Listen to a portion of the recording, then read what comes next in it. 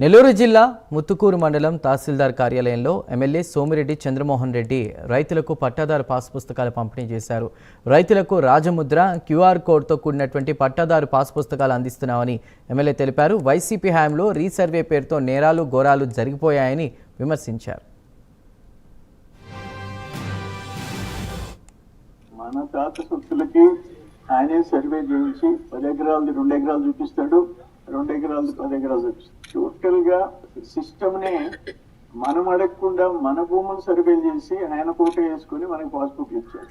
రెండోది land title act తెచ్చాడు. అదైతే మరి దారుణం.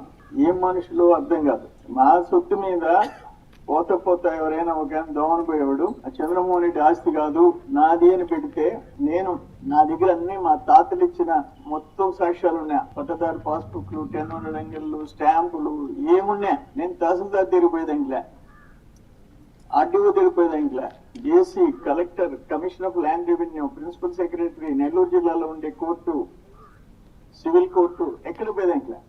ఎన్నని చెప్తాం. ఎన్ని ఊళ్ళల్లో సమస్యలు. ఇప్పుడు తహసీల్దార్లు కళ్ళను పట్టుకొని కూర్చొని ఉంటారు. కలెక్టరేట్ లో స్పందనలో కంప్లైంట్లు వచ్చినాయంటే ల్యాండ్ డిస్ప్యూట్సే. అయ్యా నాది 50 సెంట్స్ తగ్గింది, అవతల ఆయన దాంట్లో చేరింది. ఇది పరిస్థితి.